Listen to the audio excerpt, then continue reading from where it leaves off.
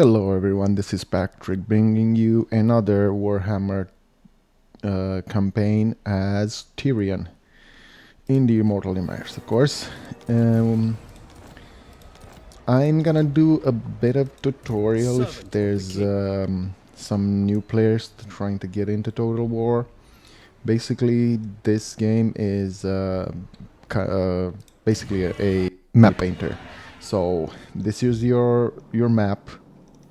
And this is your army, led by your general, which in my case is your boy Tyrion. These are units. There's a bunch of them. Your hero is just a single entity, or you also have agents. In our case, this is a mage that we can either do actions with him or put him into the army. Servant of the king. I have a mod that lets me customize my starting army, so What fresh evil is this? I'm gonna get some dragon princes, which are elite elven cavalry, and then I'm gonna get some Lathern Sea Guard with shields, which are a hybrid unit, basically a mix between your archers and your spearmen. They can do both. They can shoot and they are spearmen.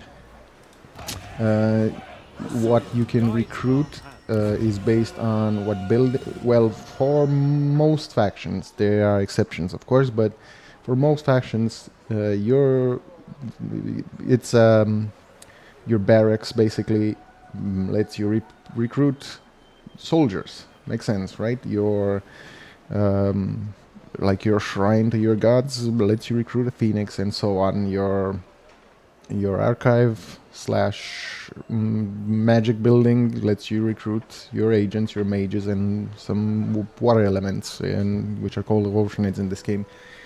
Your workshop lets you recruit basically war machines, chariots, and so on. Your dragon building lets you recruit dragons, and you get the point, you get the idea.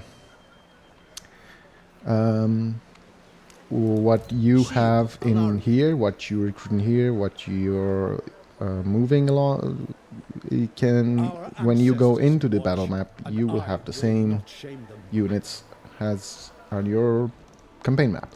Makes sense, right? Now we're gonna put the mage into Tyrion's army, and we are gonna go straight into our first battle. Now, all units have stats, a bunch of numbers that basically make them what they are. For example, our Lathern Sea Guard have 6,120 HP. That is basically their life points. No explanation needed there. They have 40 armor. That is, I think, a physical damage resistance. I think that's what gives us armor. They are shielded, which means with a silver shield, I think that's a 50. I don't remember. Oh, there we go, 55 from missile fire. This is their leadership. If this goes down, they run. This is influenced by a bunch of things, as you can see. This is their speed, how fast they run. This is a melee attack. This is their chance to hit the enemy. This is melee defense, which is their chance to not get hit by the enemy. This is their damage, and so forth. They have a bonus versus large, which means if these cavalry charge us, we will destroy them. We also intercept them with our dragon princes. So, as a comparison, look at the stats of our dragon princes. Being a late cav, they have much better stats. And look at the stats of our Lathern Sea Guard. So the higher the tier, based most of the time, the higher the stats.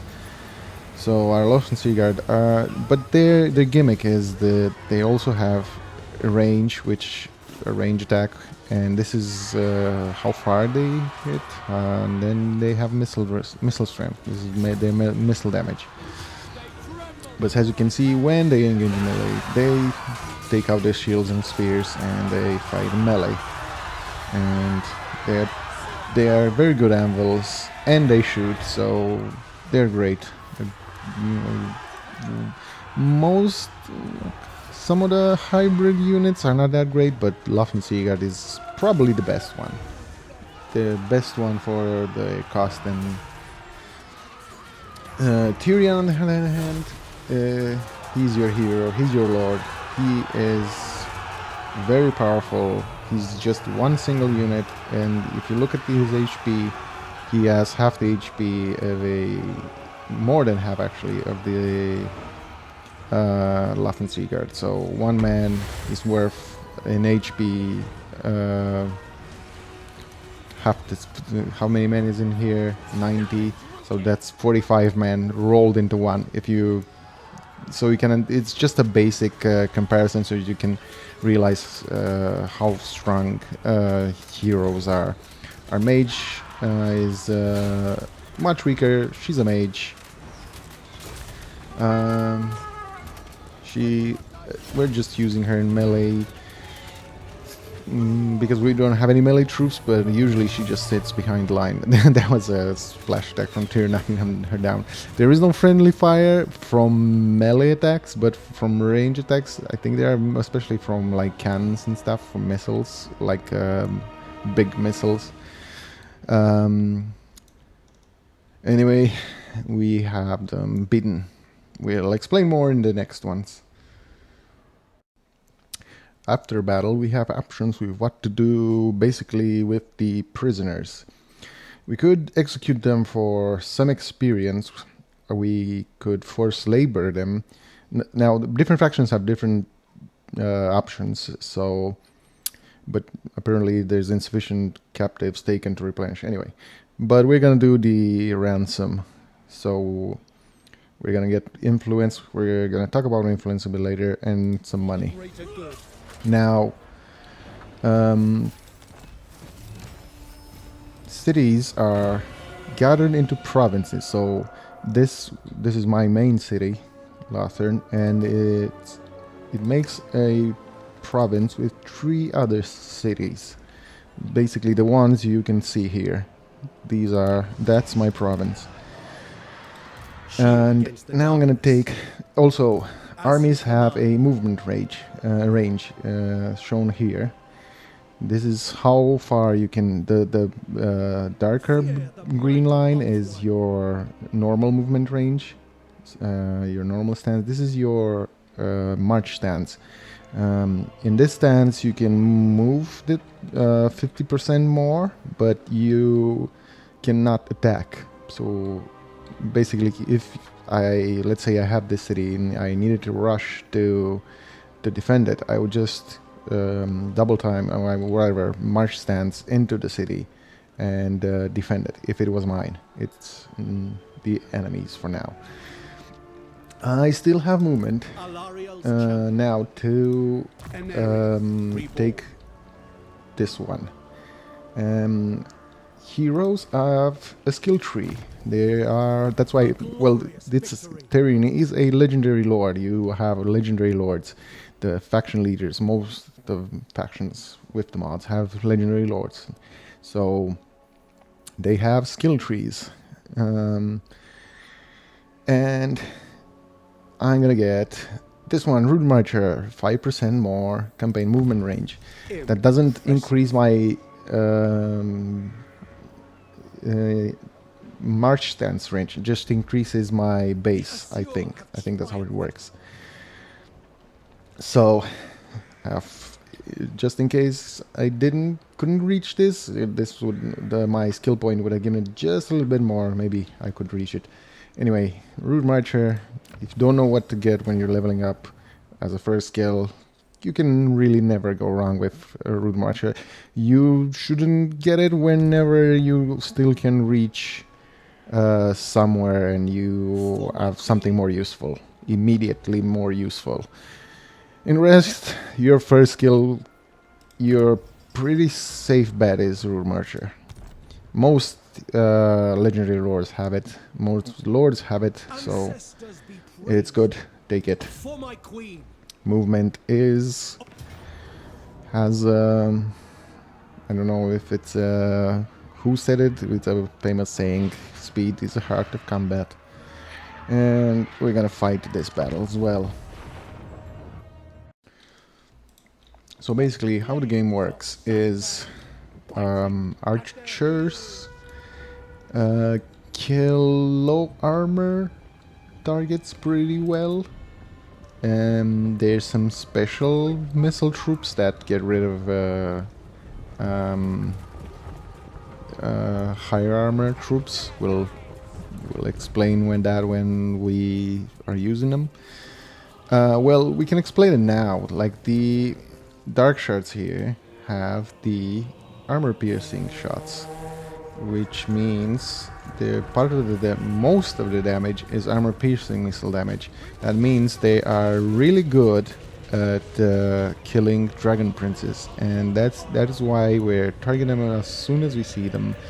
Our archers and we are very good at killing low armor bleak swords and dark spears. Sorry. Unfortunately, they are shielded, so from the front, when we shoot them in this angle, they have a very high chance of the attack not doing anything, right? So, basic physics, right? They block with the shield, so... but if they're shot from the flanks or from the back, that all goes away. Or if they're engaged, so look at here, they turn. I think we shoot them in their back, in their arrows holes. Can we get some shots in, please, for the demonstration? Okay, so these guys are getting shot from the back. All that missile defense goes away, and they're going down like crazy. As you can see, their HP is falling apart. So this is basically how this army works. We make them not face the archers with Tyrion and the Cataph, and then we shoot them to beats. Or we make them run at the Lotherns and we shoot them from different angles, not from their face. This is basically the opposite of the Nakari campaign when we just ran at them and tried to destroy them in melee and from the front and the flanks.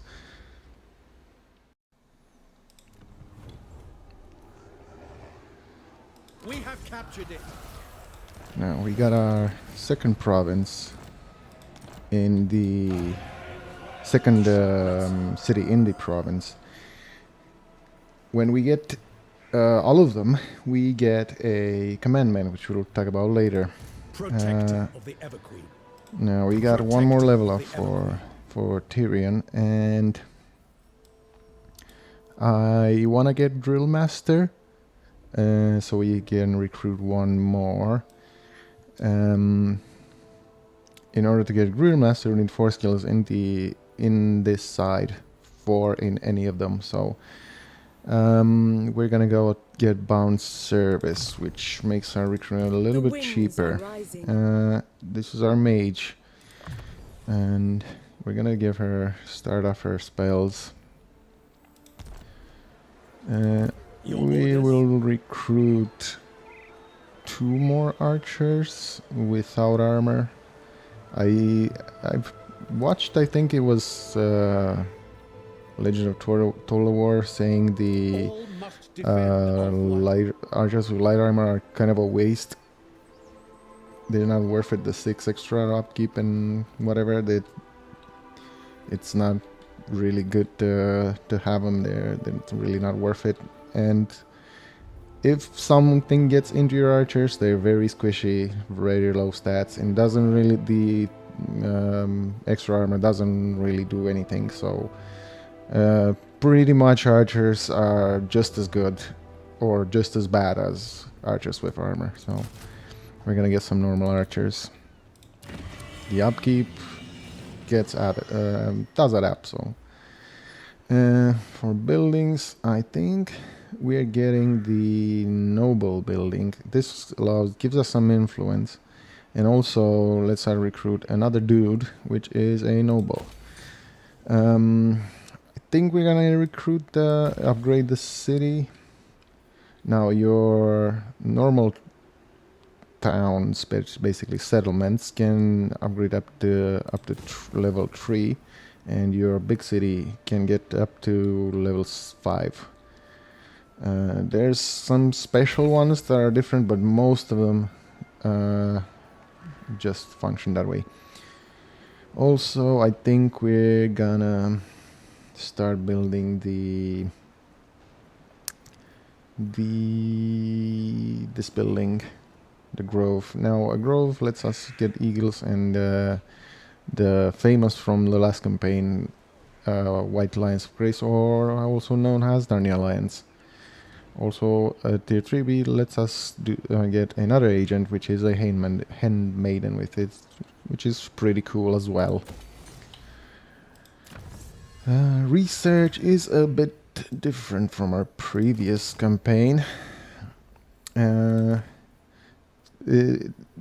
here, starting off as the Tyrion, you really don't have a choice. So yeah, that gets us +1 recruit rank for like our base units, and that's pretty much our turn. Now, as Tyrion, we start off in Elf 1, which is also named as the Donut, which is a round, circular, C-shaped, turned down island in the middle of the map, basically, which is inhabited by elves. Now, we have a bunch of incursions, a bunch of problems. We have some vampires over here. They are vampire pirates, and they are pretty cool. This is Count Noctulus. He has his own little island here, and he is very annoying. We have some dark elves over here that are also very annoying. Some orcs here, but they get cleaned up pretty fast by your old friend Eltarion. Also, these guys are being corrupted by Slaanesh, and we have the asshole Hershey itself, Nakari, over here. Now, we start off quite friendly with everyone, but we are not allies with anyone, or Mistress of the Undying. We can trade with a bunch of them, and we can even get a defensive alliance with Larry. I will use my gifts. Guardian of the Phoenix. We can also trade with this guy, which we will do. Get an aggression pact. So the elves are quite friendly to us. We can also, although they're being corrupted, they're still elves. They're still friendly to us. Also, when elves, when high elves trade, they make the map visible. Their trade partner's map becomes visible. So now we can see Larry's, and this guy, did we trade with him as well? Yeah, I think yeah, we should see him soon. Anyway, we should have already seen them. Like, see how we see Larry's land? We don't actually see it the same way here. Anyway, when you have a defensive alliance, you can build a tier 1 outpost. Now, what that does, once it's built, you can recruit some of your allies' units. It's a limit. It costs allegiance points to recruit, so it's not, you can build an elf cannot build a human army or something like that. Now this can't reach any enemy settlement this turn. Blood kiss. And you guys remember these soft guys that we destroyed with Nakari? I'm thinking we should attack them right now, since we can reach them. It's best to fight every turn. So battles, at the end of a battle, you get a bunch of money and a bunch of a bunch of stuff. So you need the stuff. You need to keep a campaign going. The more you fight, the better it is. Garrisoning. So I'm thinking of attacking them. Problem is we are gonna have some casualties, and we're probably not gonna get back and recruit something. By some casualties, I mean a lot of casualties. This is where you recruit your regiments of renown every basically, this is when your legendary lord or whatever reaches these levels up here, they can recruit a regiment of renown. This is you just shed out this unit with no recruitment time, just spawns in your army. It is a special unit. It's so, let's say some Lothern Seaguard, or these guys compared to these guys. So you can see when you mouse over, you can see the difference in stats over here. So they have a little bit better stats, and well, for the low level units, this is kind of the whole thing. Their stats are a little bit improved, but for the high level ones, they're a bit more special. So they're very good. Problem is you only get one of them. I don't like things not being symmetrical. We are gonna try to destroy these guys. It's not, don't try this at home, kids. They are quite strong if you fight them this early, but I'm gonna try anyway.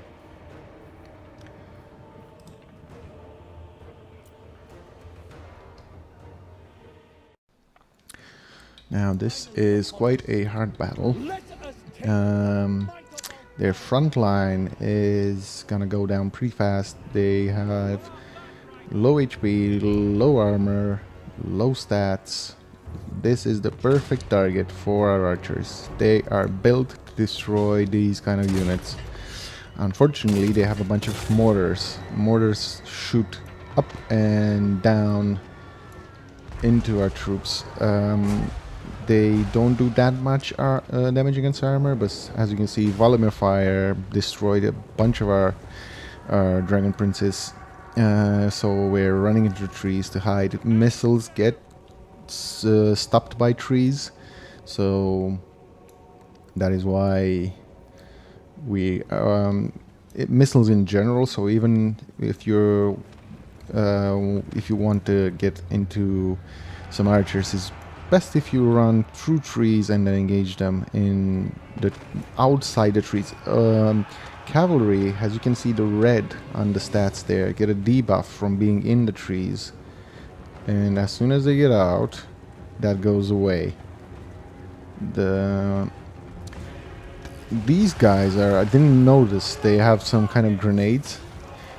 I think these guys are all from mods, from a mod that and I didn't actually know what they do. So they have grenades that slow us down. So we're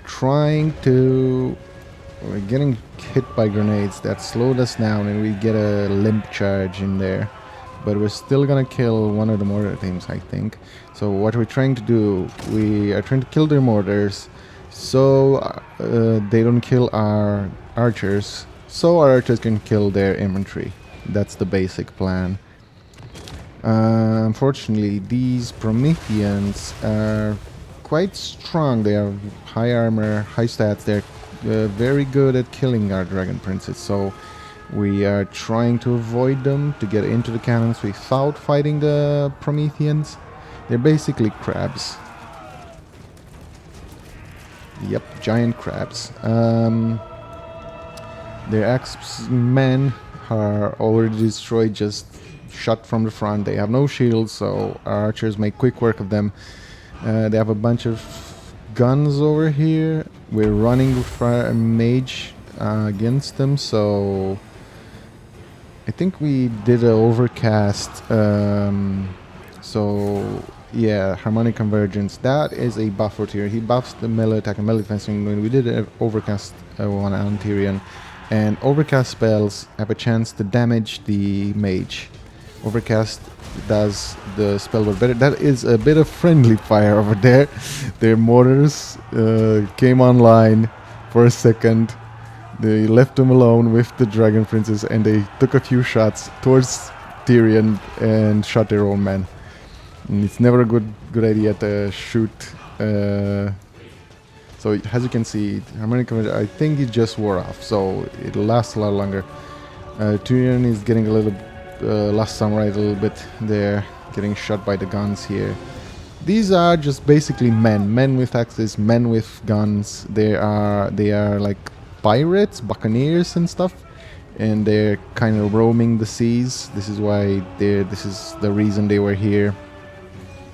They're usually not hostile, but they will attack unsuspecting fleets. If you are in march stance, they will be annoying and they will attack you. Now, we did another Harmonic Convergence on Tyrion or Overcast. We got unlucky and we got damaged again. Some cannon crews, I don't know what they were doing here. We took care of them with Tyrion. And in the meanwhile, with the Dragon Princess, we are kind of road blocking them, so our missiles can shoot. Their lord has a gun, which I think he's using it trying to shoot Tyrion in the face. Missile lords are quite weak in this game. This looks nice, but it's quite deceiving. Missile lords are quite ass. We're also getting shot from here. We have a bunch of guns coming back on. We have Tyrion charging into melee, running at him with his flaming sword. These guys have stopped Tyrion, but also they turn their back to their archers. That means they're gonna get destroyed. We have this army kind of zoning out our cav, but they're getting shot in the process. We have this rock here that kind of makes it hard to shoot, but we're still getting some shots in. And I think army losses, what army losses, I don't think I explained. When enough of the percent of the enemy army have died, they just quit. So it's a morale thing, like even in history, when enough of your troops are running, you're just, even if your unit is full HP, you're like, nope, there's no way we can win, so they just quit. There are a few unbreakable units that will stand fight either way, but most of them are not. Harmonic Convergence on Tyrion. His stats are, there's also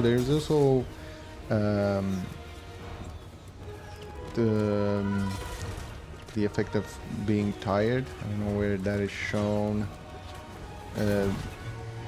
This is, so basically our armor is minus. I don't know how armor is lowered by exhaustion, but anyway, our stats get lowered the more tired you are. There are different levels of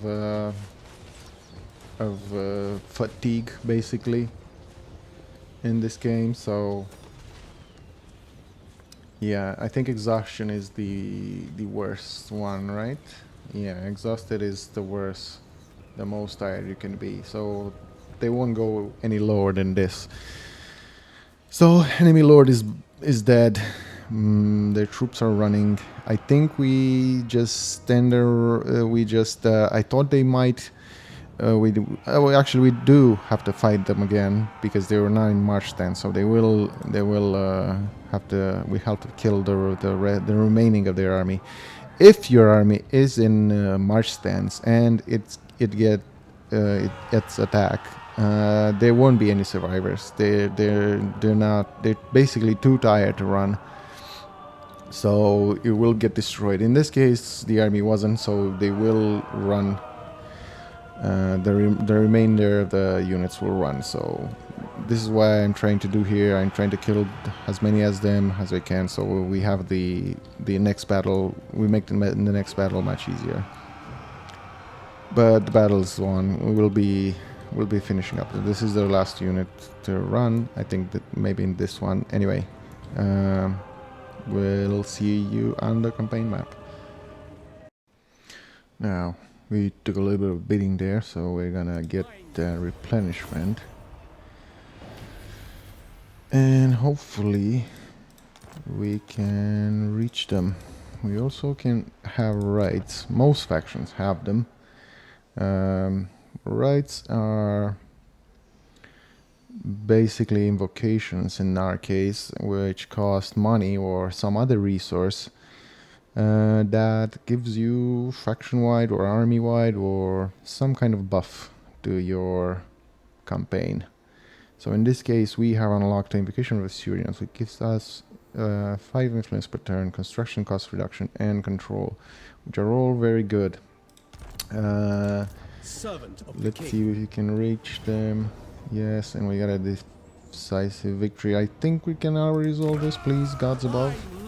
That was a little bit more than necessary, but I was too lazy to resolve it. Now, can we march Tyrion back into Lothran? Yes, we can.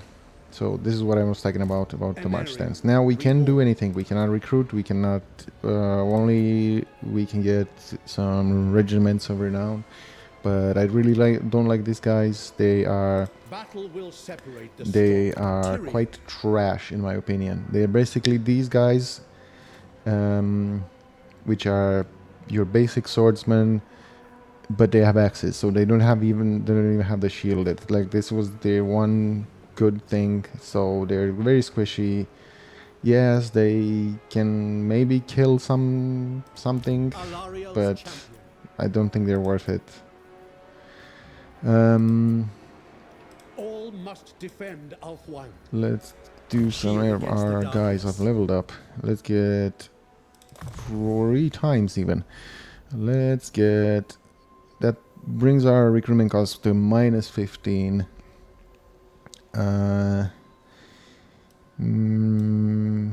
Let's get wary,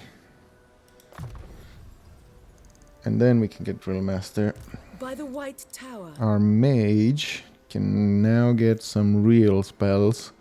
We're gonna get run Uranus, whatever is Thunderbolt. We're gonna have to get the Thunderbolt. We're gonna get Wind Blast, and which Wind Blast is a cone shape damaging spell.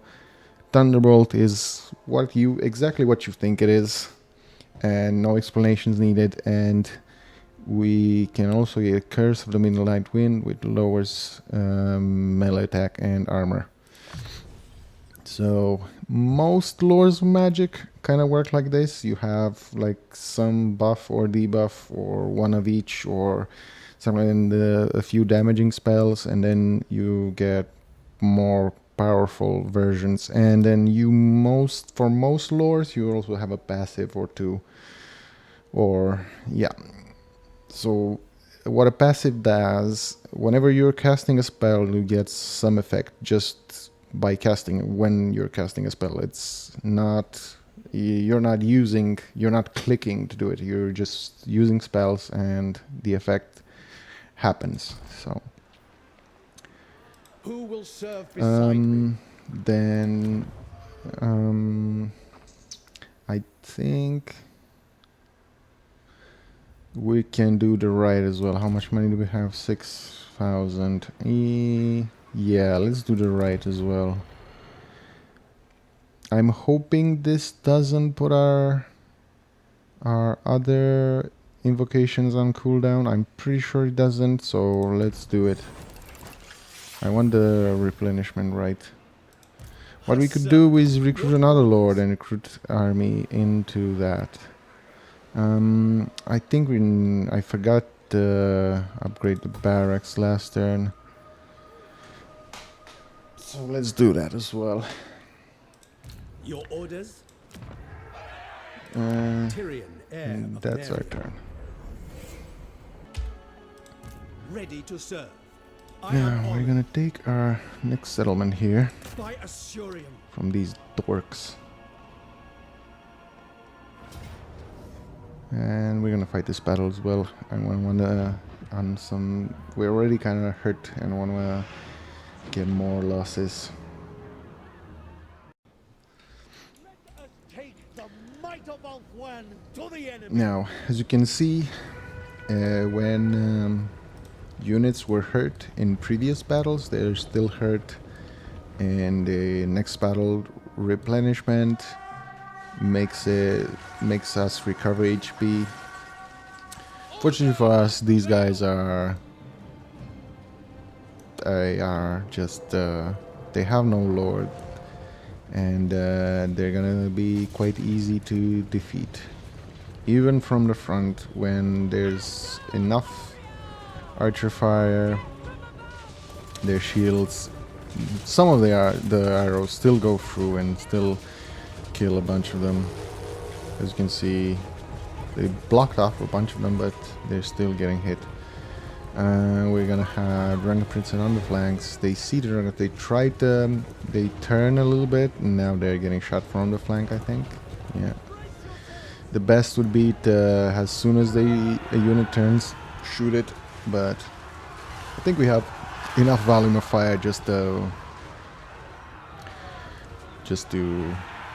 annihilate them, a small army like this. As you can see, cavalry does more damage on the charge. That was a Uranus Thunderbolt, helping out Tyrion there, getting rid of those troops. So Cav do a little bit more damage on the charge in a few seconds after their charge. As you can see, when you're getting hit by a horse and a guy with lance, it's gonna hurt. And this is how most of our battles will go with this faction.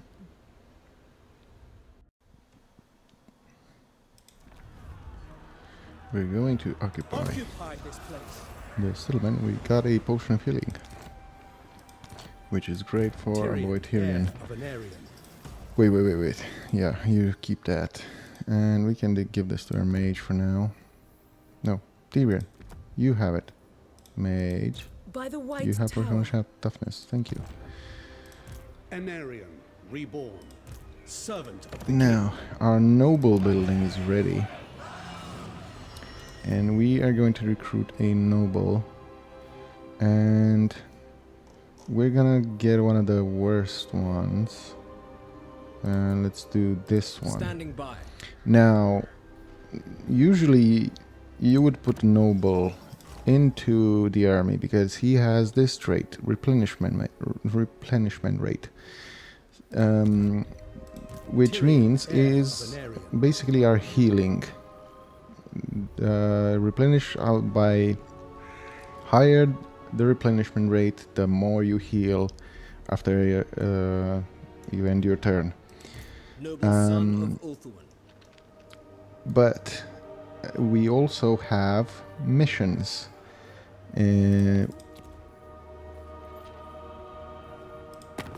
where's my missions? Missions over here. No. One of them being to move any character here, which is in the middle of the Empire of Man. Direct me. And when we're gonna do that, we get a chain on, like it's a chain of missions. So you do that, and then you do some other things, and then we get a hero, a special one, which is really cool. It's a mod, but it's a really cool hero. I really want it. It's a really cool mage melee character hybrid with some really nice spells and stats, so I really want him. Now, should we get some growth instead? No, we're gonna keep the money building for now. And we're gonna get growth when Protector of the on the next tier. Should we get some lions? I think we get more archers for now. 2 more archers, and then we'll figure out what we need. Some lives would be nice. We could stop their more of their infantry for so our Sea Guard and archers can shoot them. Now we have a few options. This is more armor for our basic units, and this is more ammunition and reload time reduction for our archers. I think we get the armor for everyone. They're both pretty nice. We can also get income from trade, but most research is free. But some special research, like this whole tree in case of the elves here, is not. But 15% from trade. We're gonna get a lot of trade agreements, so I think it's best if we get it early. We're gonna see if someone else wants to trade with us. Eltharion. So this is your quick diplomacy. So this just allows you to see if anyone wants to trade to an aggression pact with me. This would show up green, so you don't have to go through every faction and see if they would want to trade agreement. You just select the highest chance one, the most likely one to do for example, the trade agreement. It puts them on top. So the deal chance is on minus for now, but if we offer to join Eltarian's war against the orc boys over there, he would become positive. So he would agree, and we're gonna ask money until the most money we can get until he accepts. So we'll make that deal. He usually has the orcs beaten. Most of the time we don't have to deal with them coming in and attacking us. Eltarian got their number most games, so I'm willing to risk that. Now Larry starts off at war with Talaris. I wonder if we offer to join her, she would just give me some gold. I would also kind of hoping for a military alliance, but our relations with her is improving. She is our waifu, by the way, in the lore. Well, technically no, but it's some weird shit going on. But she is our girl, you know. Tyrion's a player. Now, that's pretty much all we can do this turn. This is some other... So this is, as you've seen, we get influence every battle, and we get it from rights. We get it from a bunch of places. We get another resources, except for money, which is influence. This is a high elf specific resource. This is like their own mechanic. Not all factions get this, and we can spend it in a bunch of ways. One of them being some abilities. This one, for example, gives us campaign movement range and replenishment. We could use the replenishment, but I think we're fine. The other thing we can do with it is, as the tutorial explains, basically force confederation onto other factions, elven factions, that is. So by taking over, well, we need another lord. I'll explain it when we have another lord to do it with. So wait, it's Tyrion? Yeah, Tyrion is here. And why can we upgrade it?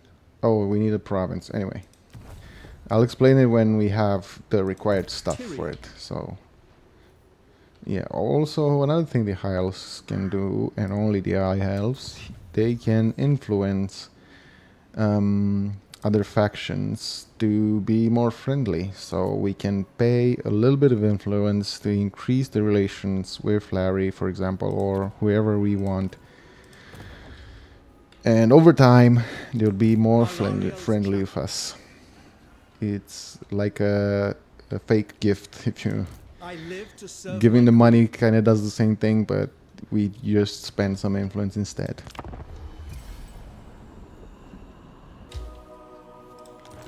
Research is finished. Should we get these guys? It's gonna be quite a hard battle against the Dork Elves here, servant. but I think we can take them without that.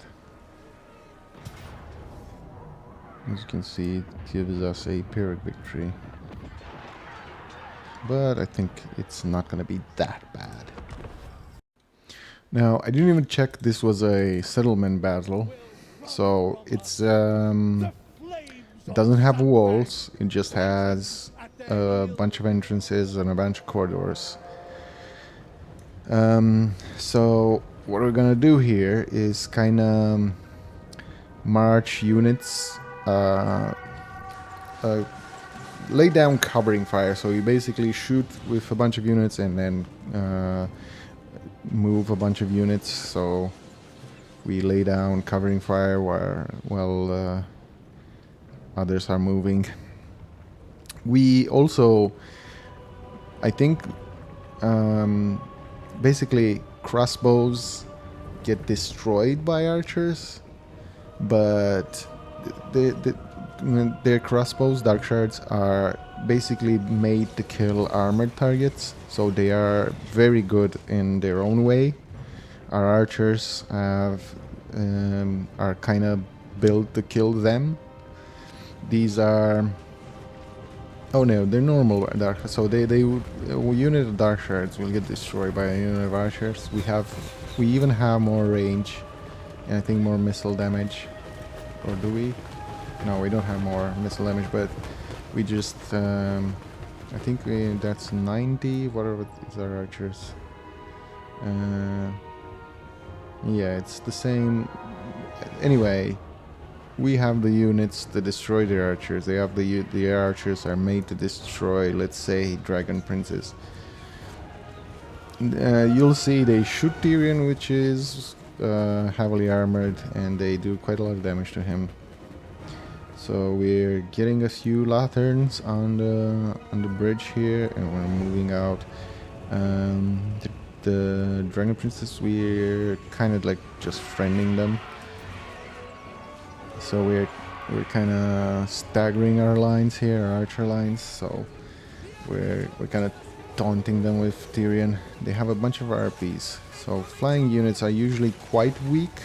They are just built to stop archers. They will be able to kill archers, but that's about it. That's the most they can kill. Now, faction aligned Furies, they're built to kill other stuff, but most flying units like this are meant to kill archers and stop them from shooting. But having our lines staggered like this, we are shooting us from, they can stop everyone basically. So that was a good attempt, but futile. Now I think there's a perfect blob here for a mage to zap them, but I think they run before we can do it.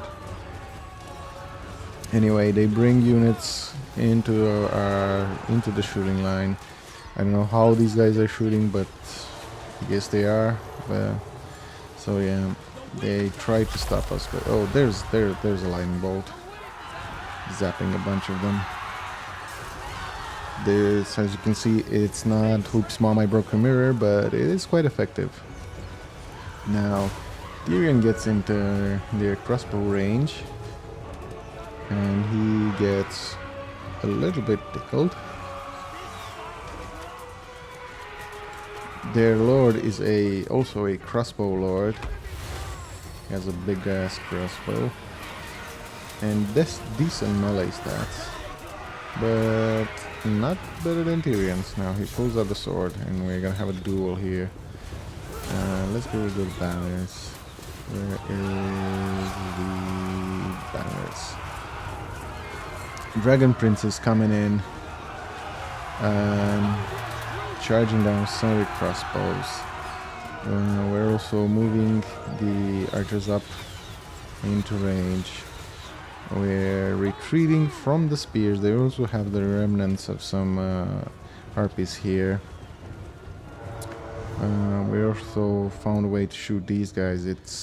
I don't think they presented asshole and we decided to shoot asshole. That's a target right there. Harpies are gotten rid of. A bunch of spears are not facing us, and again we get to shoot them there, Lord. It was almost killed by Tyrion. That was a wind blast, I think, and followed up by a Dark Prince charge. We disrupted the formation with the wind blast, so they were not braced against the Cav. There's also something that most shielded units are effective at, is bracing, meaning if you stand in place, I think I can show it to you. You have a small shield icon. I don't think I can show it here anyway. So the most effective is to halt before you get charged by cavalry, so they couldn't do that, so we blew them away with our wind blast and then charged them. And the enemy lord is dead now, and I think most of them are dead. A bunch of their horses are trying to get to our archers, but dragon princes are here to intercept, and we have Lothrans anyway, which are great at stopping light calves. So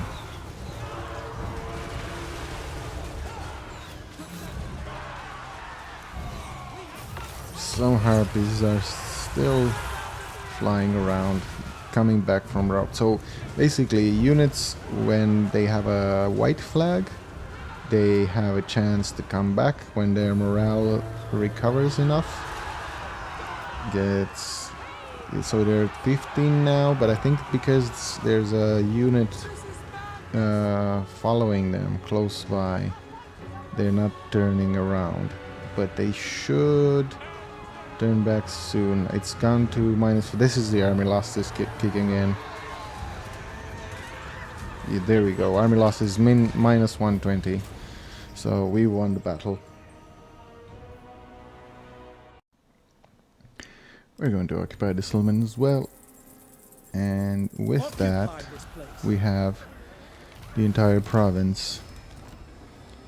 Now we got, after every battle, we get also some items. Heroes and lords can equip certain items. For example, the mage can equip a casting item extra from the armor, weapon, talisman, and enchanted item of the non-mage characters. So that is why it is grayed out for Tyrion.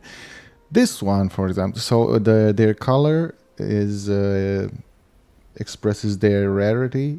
Purple is one of the rare. There's like two more even rarer than this, but purple's kind of the best one you can get. They're kind of special items. Anyway, this one is added by the More Items mod, and it is very good on evil factions, like on the chaos factions, and basically orcs, or if you are fighting chaos. Wait, what?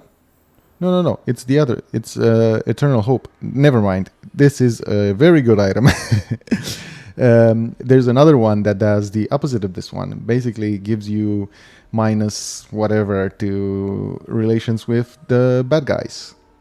With the good guys. This one gives you minus 60 to the